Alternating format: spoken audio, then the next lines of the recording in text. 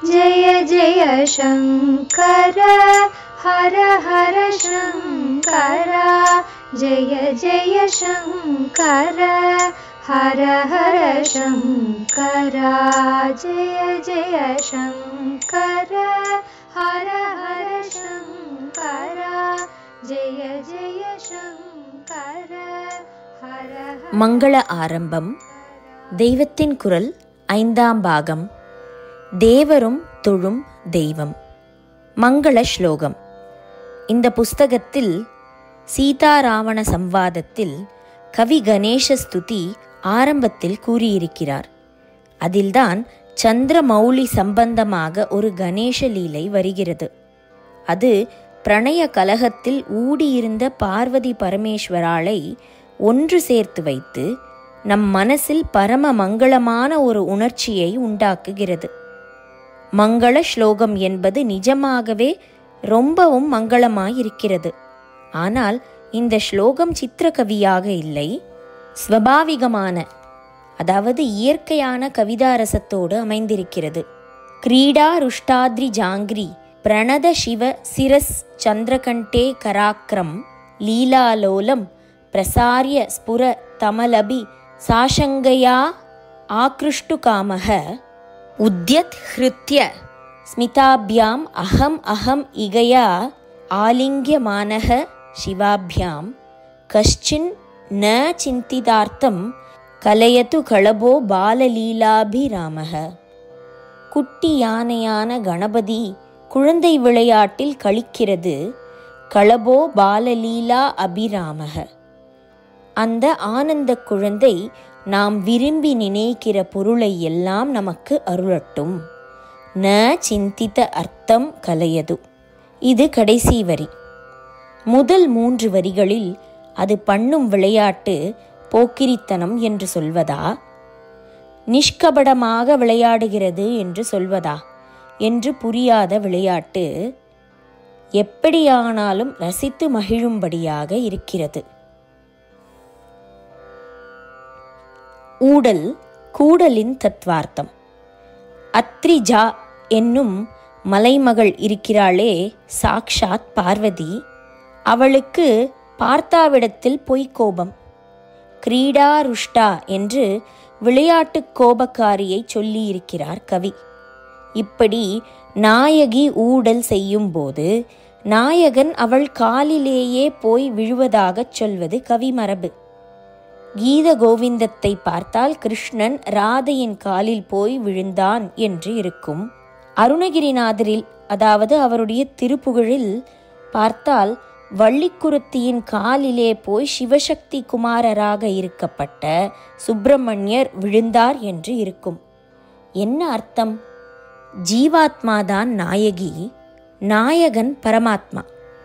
ஜீவாத்மா எத்தனை பிணுங்கிக் கொண்டு போனாலும் பரமாத்மா அதன் காலில் விழுந்து கெஞ்சி கூத்தாடியாவது தன்னுடன் சேரும்படி பண்ணும் என்பதே அர்த்தம். 2 பேரையும் எப்பாடுபட்டாவது சேர்த்து வைக்கும் சகி என்று ஒருத்தி வருவாள். அவர்களிடையே தூது போவாள். ஜீவாத்ம பரமாத்மாக்களை சேர்த்து வைக்கும் ஆச்சாரியர்தான் அந்த சகி. வெளியிலே பார்த்தால் ஏதோ காதல் விரகம் என்று இருந்தாலும் உள்ளே இப்படி பரமார்த்திகமாக இருக்கும். நம்முடைய ஸ்லோகத்தில் சகி செய்வதை ஒரு புது மாதிரியாக விளையாடி விடுகிறார் இருவருக்கும் குழந்தையான விக்னேஸ்வரர். விளையாட்டில் மறைந்த விரோதம். பார்வதி கடுகடு என்று உட்கார்ந்திருக்கும் போது பரமசிவன் போய் அவள் காலில் விழுகிறார். பிரணத சிவ பிரணாமம் நமஸ்காரம் பண்ணுகிறாராம் சிவபெருமான். ஜடாபாரத்தை அம்பாள் பாதத்தில் தடால் என்று அவர் சாய்க்கிற போது அதில் உள்ள பிறைச்சந்திரன் குபுக்கென்று நன்றாக வெளிப்பட்டு பிரகாசிக்கிறது. இங்கிருந்துதான் சந்திரமௌலி சமாச்சாரம் ஆரம்பிக்கிறது. ஈஸ்வரன் அம்பாள் பாதத்தில் நமஸ்கரிக்கும் கோலத்தில் சந்திரகண்டம், அதாவது பிறைச்சந்திரன் நன்றாக தெரிகிறது. யானைக்குட்டி என்ன பண்ணும் என்றால், குளத்திலே ஓடையிலே புகுந்து அமர்க்களம் செய்யும்போது அதில் இருக்கும் தாமரை தண்டுகளை முறித்து உள்ளே இருக்கும் நூலை ஆசையோடு தின்னும். வாழைத்தண்டை விடக்கூட இன்னும் நூல்மயமாக இருப்பது தாமரைத்தண்டு. யானை அந்த தண்டை முறிக்கிற போது உள்ளே இருக்கும் அத்தனை நூலிழையும் கத்தையாக ஒன்று சேர்ந்து முறுக்கிக் கொண்டு வெள்ளை வெளேரென்று வரும். அதை யானை குட்டி ஆசையாக தின்னும். இப்போது வெள்ளை வெளேரென்று ரேகா பிரமாணமாக தெரிகிற சந்திரனை பார்த்ததும் பாலகணேச யானை இது அந்த மாதிரியான தாமரை நூல் கத்தைதான் என்று நினைத்து கொண்டது. இதென்ன தாமரை நூல் கத்தையா என்று அதற்கு கேள்வி வந்துவிட்டது. ஸ்புரத் அமலபிச ஆசங்கையா, பிரகாசிக்கின்ற நிர்மலமான தாமரை தண்டு.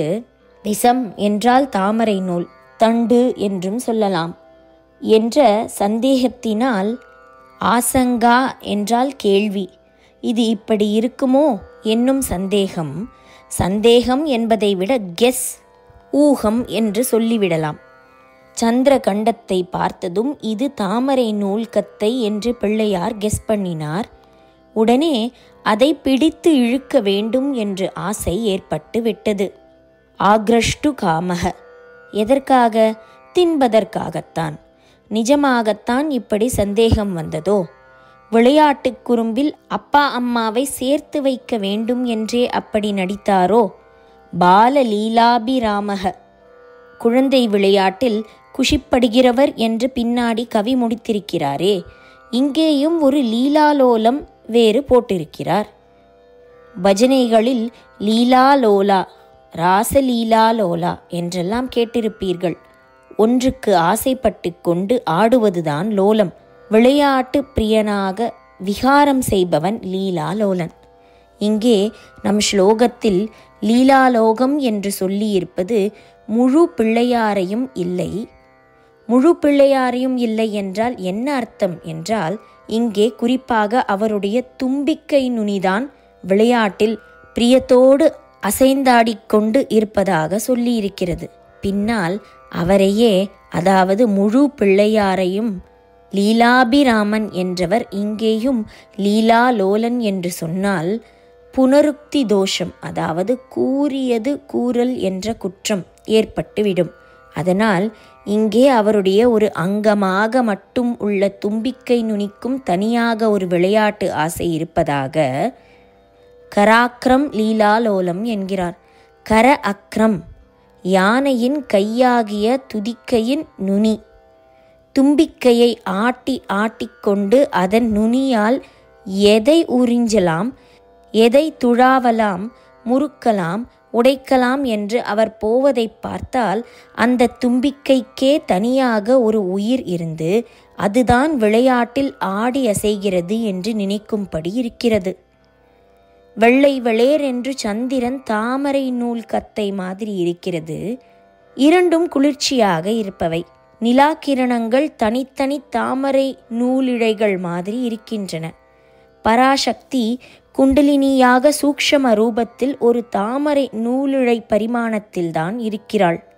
பிசதந்து தனீயசி என்று லலிதா சகஸ்ரநாமத்தில் இருக்கிறது.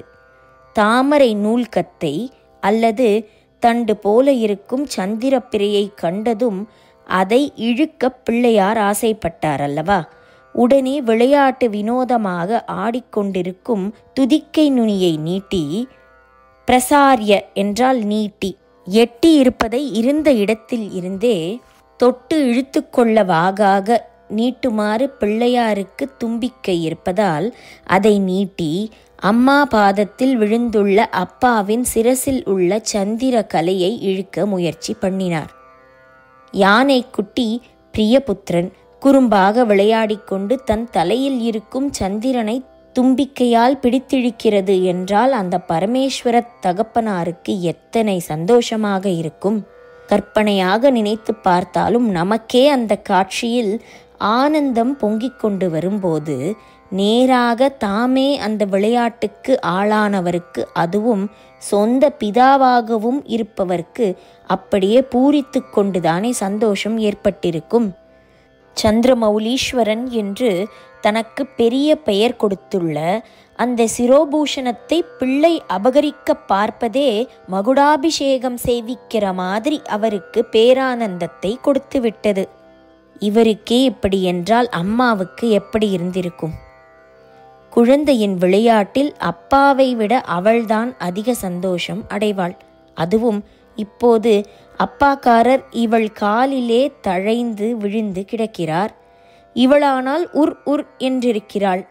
இந்த சமயத்தில் அவருக்கு மிக அழகான சிரோபூஷணமாக இருந்து கொண்டு சந்திரமௌலி, இந்துசேகரர் என்றெல்லாம் அவருக்கு லோக பிரக்யாதியை உண்டாக்கும் பிறையை குழந்தை பிரியவத்சன் இழுத்தால், வேணும் வேணும், இவருக்கு நன்னா வேணும், பிள்ளை கையிலே சந்திரனை கொள்ளை கொடுத்துட்டு நிற்கட்டும் என்றுதானே தாங்க முடியாத ஆனந்தம் ஏற்படும். பிள்ளை சேஷ்டையின் சந்தோஷத்தில் 2 பேருக்குமே தங்கள் சண்டை சமாச்சாரம் மறந்து போய் விட்டது. தான் உர்ரென்று மூஞ்சியை தூக்கி வைத்து கொண்டு சண்டைக்கு முஸ்தீபாக இருக்க வேண்டும் என்பது அம்பாளுக்கும், தான் அவளுடைய காலை பிடித்து கொண்டு மன்றாடியாவது மறுபடி பிரேமையை சம்பாதித்து கொள்ள வேண்டும் என்பது சுவாமிக்கும் மறந்தே போய்விட்டது. குழந்தை விளையாட்டில் தங்கள் விரோதத்தை மறந்து சிரித்து விடுகிறார்கள். இருவரும் சந்தோஷப்பட்டு கொண்டு ஹிருதயம் ரொம்பி சிரித்து கொண்டு, ஹிருத்ய ஸ்மிதாபியாம் என்பது ஹிருதயபூர்வமாக சிரிக்கிற பார்வதி பரமேஸ்வரர்களை குறிப்பிடுவது. வாய் சிரிப்பது மட்டும் இல்லை, இவள் போலியாய் கோபித்து கொண்டிருப்பது, அவர் போலியாய் இவளுக்கு அடிமை மாதிரி நமஸ்காரம் பண்ணுவது போலில்லாமல், போலிச்சிரிப்பாய் பொய்ச்சிரிப்பாய் இல்லாமல், வாய்ச்சிரிப்பாய் மட்டும் இல்லாமல் ஹிருதயமே மலர்ந்து அந்த மலர்ச்சியில் வாயாலும் சிரிப்பவர்களாக அவர்கள் ஆகிவிடுகிறார்கள். விளையாட்டில் மறைந்த விரோதம் நாளையும் தொடரும். ஜெய ஜெய சங்கர, ஹர ஹர சங்கர, மகாபரியவாச்சரணம். ஹர ஹர சங்கர, ஜெய ஜெய சங்கர, ஹர ஹர சங்கர, ஜெய